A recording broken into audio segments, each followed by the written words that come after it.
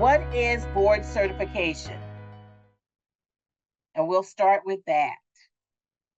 So, National Board Certification is the most respected professional certification available in education. We align this to the term board certified doctor. You're going to be a board certified educator. It is designed to develop you, so it is professional development. It retains and recognizes accomplished teachers, and it generates ongoing improvement, not just for yourself and the students that are in front of you, but for schools nationwide. So when you go through this process, it is something that becomes ingrained in your fiber that you can take into any classroom, anytime, and we will see it radiate in your teaching. It is a process. We love this because it was created by teachers for teachers, and it really hones in on reflection. And reflection is a great way that you can grow as an educator and change the trajectory of student learning in your classroom. It does look at where you are as an educator in a certain time and moment. And so it's very much about taking that particular unit that you're studying, year that you're looking at doing national board, looking at that as a snapshot and looking to see where you need to grow. And then the great part of this is that you go back through it again so that you continuously are growing and building yourself. You will hear people say it is the best professional development because this process is something that you'll start, like I said, to carry with you with every lesson, every activity, every planning session that you're doing as an educator. It does not just highlight the glows in your teaching, but areas where you need to grow. So it does allow you to step back and do three really great things: describe what you do, analyze what it is you do, and then reflect on what you do. And that reflection part really moves you into growth. And then when you do your renewal or MOC, it's that let me grow in another area. So this is why it's so vital and so great. So why should you certify? Like I already mentioned, it is professional development, and we all can benefit from the professional development process. It's not a professional development like we think of, where we learn a particular strategy or technique. We go try it out in the classroom. If it works, we tweak it. If it doesn't work, we might not continue with it. It is something where it's a process that you start to look at why you made those choices and then reflect on how you can um, better your craft as a teacher, show your professional knowledge, and reinforce your dedication to your students and this profession.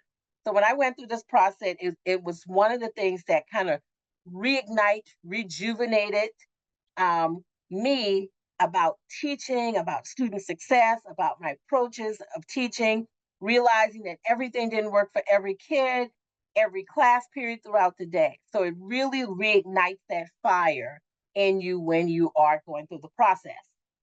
Board certified educators are categorized as having a stronger professional morale.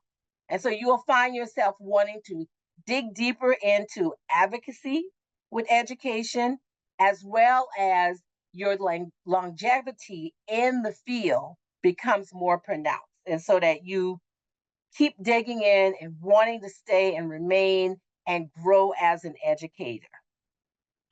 Depending on your state, there are opportunities for you to gain funding to go through the process, as well as receive stipends.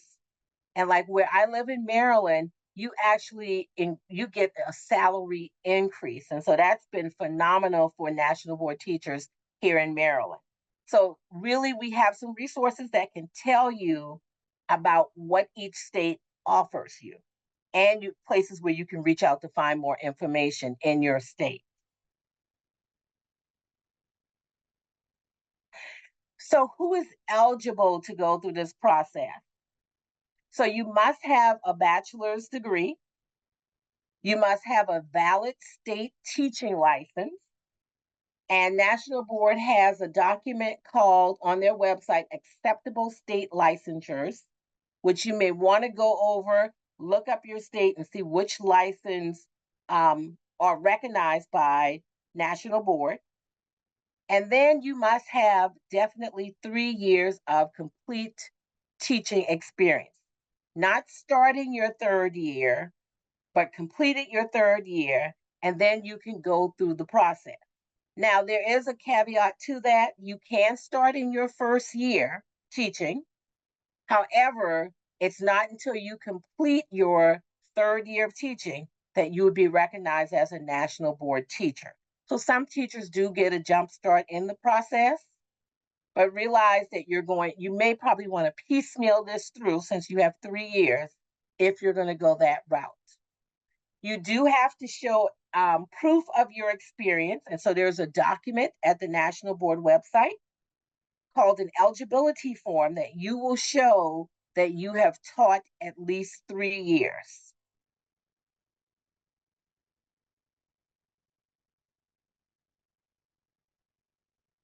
So after you know that you've met the criteria, you have the 3 years teaching experience, you have a bachelor's degree, then what you want to do is decide what certification area you are best fits you.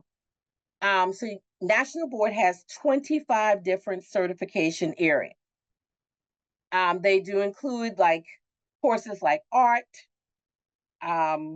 music, physical education, career technology, library media, counseling, and then some of your core courses like English, social studies, math, and science, as well as for those elementary people, generalists or literacy, reading, English language arts. So you would go through this list, and if you get that QR code, you can see this in a better form than the slide deck.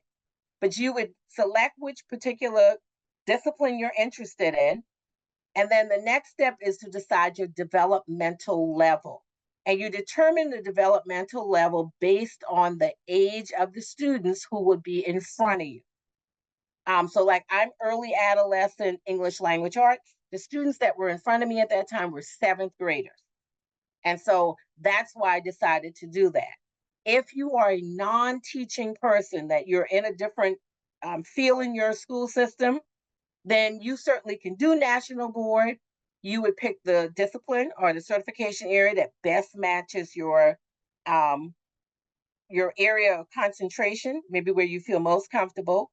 And then you would borrow a group of students, and just keep in mind, whatever certification area and age group that you select in your initial certification, when you get ready to do MOC, you would have to keep that same certification and same age group.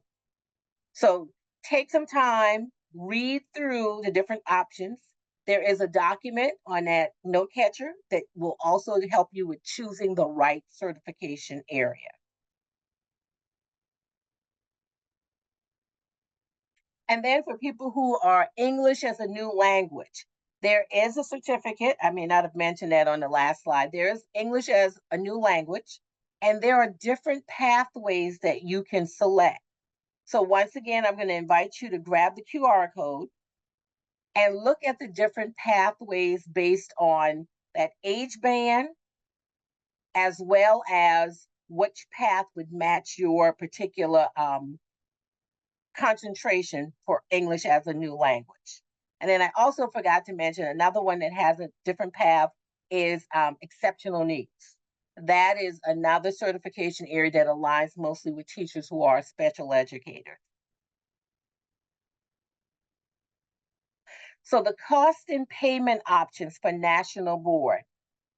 You will pay a $75 registration fee every year you are pursuing board certification. If you did not know, and we'll probably mention this a little later, you can do all four components. And Blanca will talk about the components in a little bit. You can do all four components in 1 year, or you can break it up over multiple years. Just make sure that you realize that if you're breaking it up over multiple years, 1 or 2 years, 3 years, you have to pay that $75 registration fee each year. There's a benefit to doing it that way because you're not taking on more than you can do if you break it up over several years. Each component basically is $475, which makes it a total of $1,900. The wonderful thing about it is that National Board provides an interest-free payment plan. So you do not feel like you have to pay the entire $1,900 at once. We do have that QR code that will take you directly there so that you can look at the payment options, or you can go to homeroom. Also, we would recommend that you might want to, seek what's happening in your state because there might be payment options available through your state. And now I'm going to pass it over to Blanca to talk about the process. Thank you so much. That was a lot of talking. Hope everybody's still there alive. Let's go deep into the 4 components.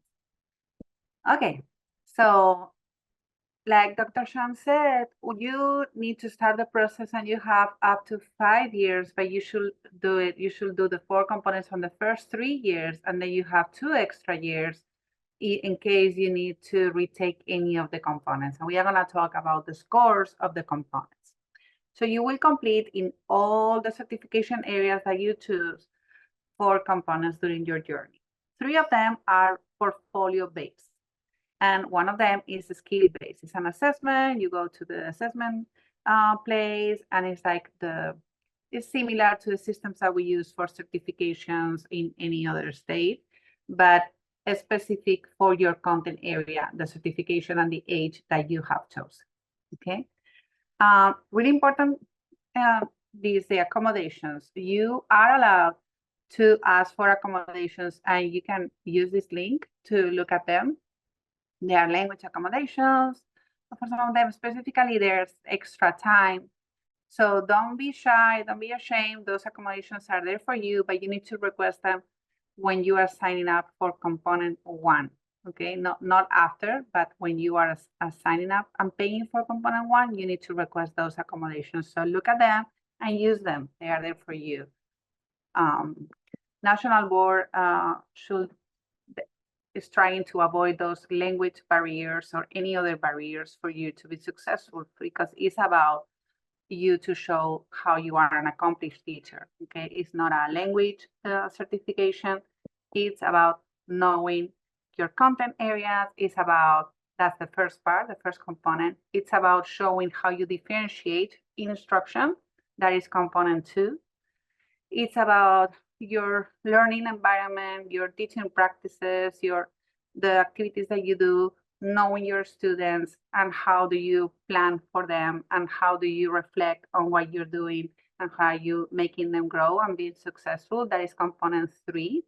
And then component 4 is how you are an effective and reflective practitioner. It's all about data and assessments and your connection with the community, your professional learning communities, the student needs, the professional learning needs. So as you can see, it's like a whole educator assessment, right? It's tackling all the different areas.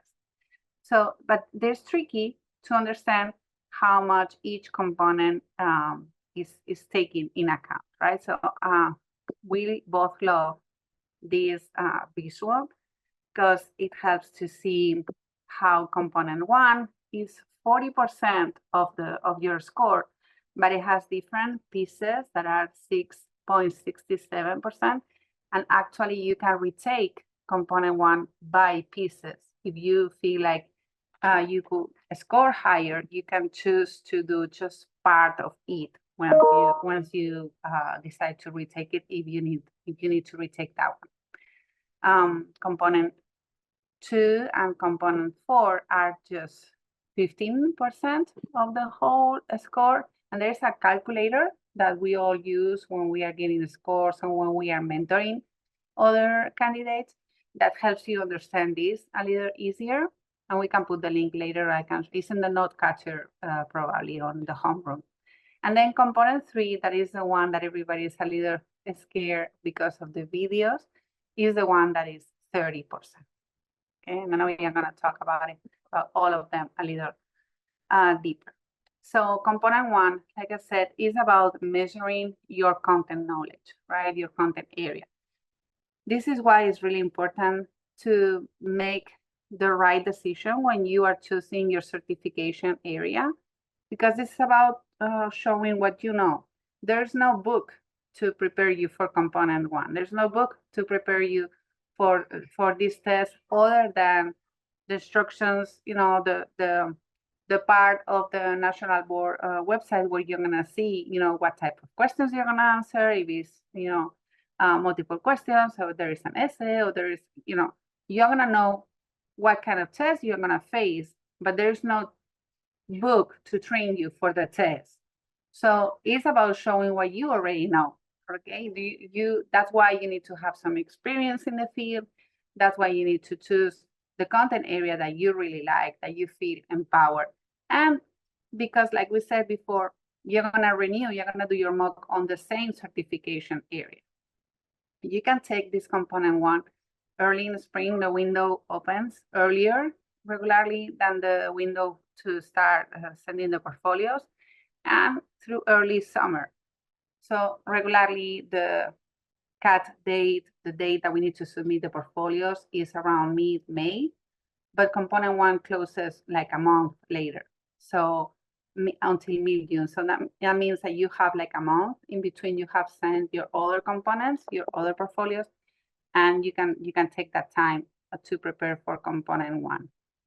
Is 3 constructed long form answer responses items, and you have just 30 minutes to complete each prompt. Okay, and then 45 selected response items, like the multiple choice, and the time might be different depending on the certification area, but it's no less than 60 minutes. And like I said, accommodations are available and they are there for you. Okay, so don't be shy to ask for what you need and what you deserve. Component 2 is about differentiation. Okay, how do you know the students? You know what they need, and you are planning your instruction based on that, and you're gonna make them grow. I always say that National Board is not about the Pinterest teacher. This is real teaching. Okay, you need to show what you are doing with your students, meet them where they are, differentiate for them, adjust for them, and make them grow. So it's a classroom-based portfolio. You're gonna collect samples of students' work that demonstrate the students' growth over time, and you're gonna write about it on your writing commentary, analyzing the instructional choices. You're gonna be answering some writing prompts, and you're gonna use those samples to answer those prompts. The tip: start collecting work. Okay, since you start, the first thing you need to do when you start the school year, if this is the year that you're gonna do National Board, first the consent that you're gonna have those kids to work with you in National Board, and then start collecting those samples, because it takes a while to decide what do you want to do, right? Where do you want to focus? What is gonna be your focus area? So start collecting those work samples. Component 3, like I said, it's a little scary sometimes because of the video recordings. Not everybody loves to be recorded and taped, and it's hard to listen to yourself. It's hard to see what's going on in your room on video, and they're not gonna never have the perfect video to talk about. So another tip is to begin recording. You need to get used. The kids need to get used. And then you will decide, right, which one you want to show that is going to show that learning environment that you're creating for them, that is safe and is equitable, to show the diversity in your room. How are you promoting equity? How are you making them feel safe and make those decisions? And how are you making your instructional decisions? How you're delivering your best practices? So no worries, videotape, videotape, videotape. And we all know that those videos are never going to be perfect, right? Because there's no perfect moment. but they're gonna see things that you can talk about on your writing commentary, that you're gonna write about, that you're gonna reflect on it. So that's the most important part, right? The video is a scary part, is a really important part. You're gonna record 2 different classroom environments, maybe a small group and a whole group or a one-on-one, depends on your certification area. It's really important to always go back to your instructions for your certification area because they are similar in somehow, but they are all different as well. So you need to read those instructions to make sure you're understanding what you are doing. And the videos are not perfect, and your writing commentaries are there for you to describe, to analyze, and to reflect on your teaching practices and interactions. Videos can be recorded on your phone, and then you can move them up to a Google Share Drive, or somebody can record them for you. That there are multiple things. You don't need to have a professional camera to record. Okay, and then component 4 is, for me, is huge and so important because it has so many small pieces that kind of like complete the cycle, right? So is the understanding of the assessment, how you're using that assessment data to collect information about your students, and how are you using that to positively impact your student learning. You're gonna show formative, summative assessments. The kids are gonna use self-assessment. You're gonna be collaborating and reflecting with your communities. And it might be something that you have been already doing.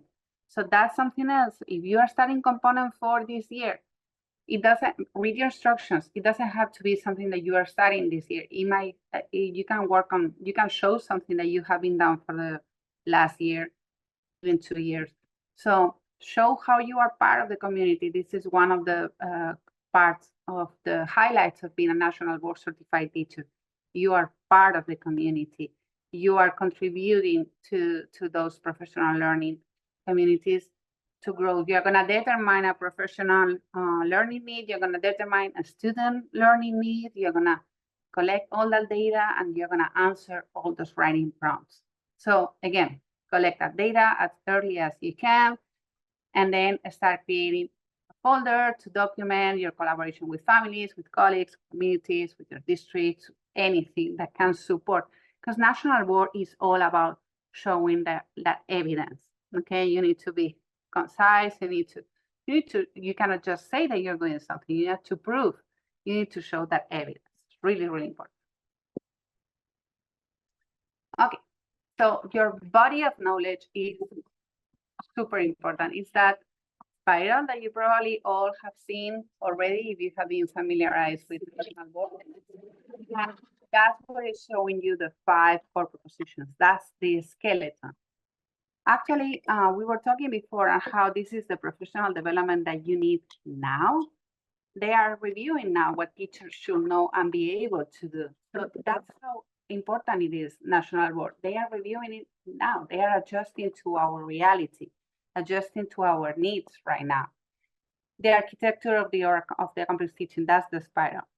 And your National Board standards, that's what embraces everything, that puts everything together. So these are the 3 things that you need to go back and check when you are trying to show that evidence, when you are reflecting on your practice, when you are thinking about those writing prompts.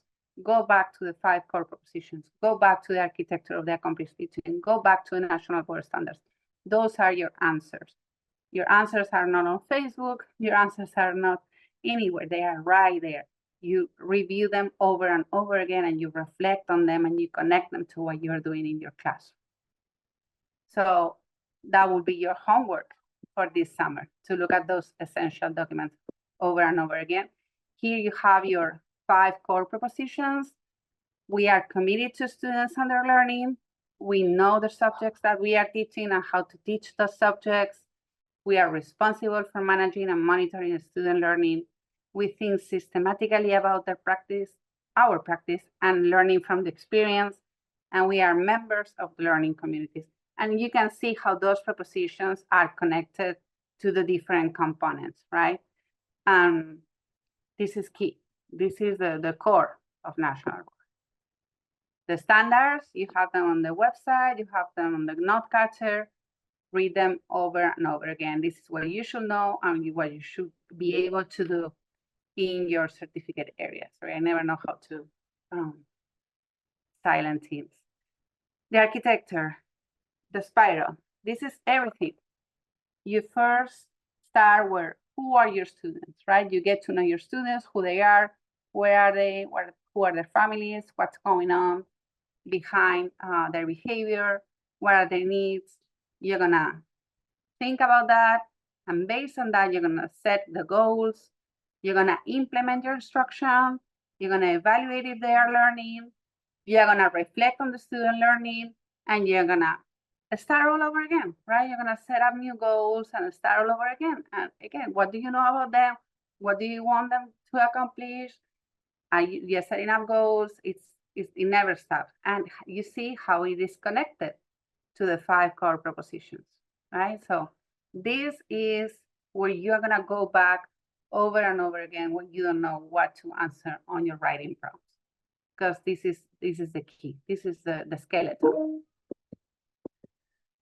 Okay. So in addition to these documents, you will also need to review your guide to National Board Certification. This is a foundational guide. It breaks down everything what we have talked before, the pain, the policies, the things that you can do, the things that you cannot do. You're gonna go to your general portfolio instructions for components 2, 3, and 4. Those are the general portfolio instructions. Then you're gonna go to your specific instructions for the certification area that you have chosen. And then you're gonna go to the component 1. That is the one about the assessment center policy and guidelines, where you're gonna find out everything connected to how do you take the assessment, how do you register for the test, etc., etc. So apart from the other ones, the other 3 that I just said, these are your other documents.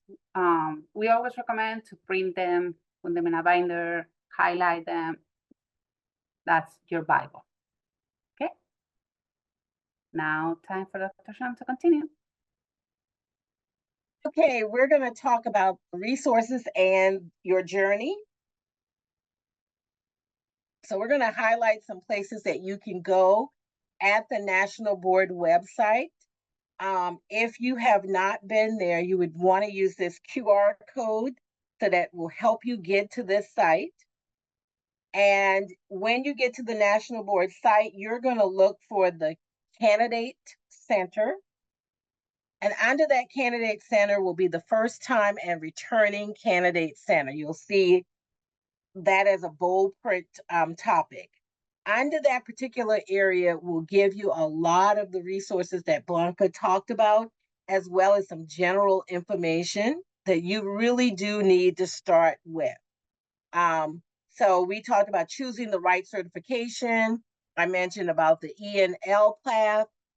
Scoring guide, we kind of mentioned that architecture of accomplished teaching. So these are all the foundation materials that you really need to look at before you think I'm going to jump right in and start the components in the National Board process. You have to get a deep understanding of this. So this is one site where you can go, and then also you can go under support. And under support, you will see homeroom. Well, yep, homeroom was just up there. And this is what I mentioned earlier. So there's a QR code for that as well. Homeroom is broken down into sessions. And so what this does is a path or a journey for you that will take you through almost month by month or every 2 months, or what you should be doing along the way, just to kind of get you to stay the course to get this completed by May. So what you'll find there are some of the documents that will tell you, information about the certification areas. It will tell you how to register. And then you will have an area where you can go into and learn about documents that are available to help you organize your ideas. You can click to the next slide. So there's some organizational tools that are there as well. So if you're trying to understand, like, for instance, this is step 1, session 1, like I said, the foundation information. So the 5 core proposition information is there. A document is there that you can download, you can print off and keep.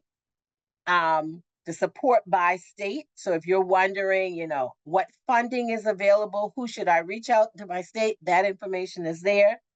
The eligibility, somebody asked in the Q&A about the eligibility form. This is where you would probably click on that document, and that you will find that eligibility form embedded in that document. So these are some of those initial documents that help you get your head wrapped around what all this includes. And then as you go on, I think you can go to the next slide. There are planning guides. And like homeroom will help you, like each component is kind of like a one-pager that kind of gives you an overview. It's full of links. It's full of graphic organizers. So things that will help you kind of plan out what you're going to do so that you're not trying to just jump in and not really clear where to do. What to do. Some states will offer, like I'm in a state where we offer a lot of support in my school, my county. Some states will have school systems that offer support. So you need to check your school system and see if there's some support. We do know that organizations like NEA, they offer support as well. So, and then National Board is like your full body support. But if you're looking for additional support, homeroom is where you want to start, because this will help you get organized, help you better understand the components. No matter if you're going 2 components a year or all 4 components, you can pick and choose. It gives you clear directions on what you need to do. The components give you questions that you will need to guide you. As well as, like I said, those organizers, as well as the rubric to help you know what exactly you will be scored for in your writing. And then another really valuable tool, and I can't tell you how valuable this is. If you all were listening, I said I did this in 2001. This was not around, but this is such a great tool because it shows Atlas is like on the National Board site, but it's a place where you can go look at video. And like Blanca mentioned, these videos do not have to be perfection. They are looking for, they can hear, they can see teachers interacting with students, the students interacting with one another, the teacher delivering the instructional information.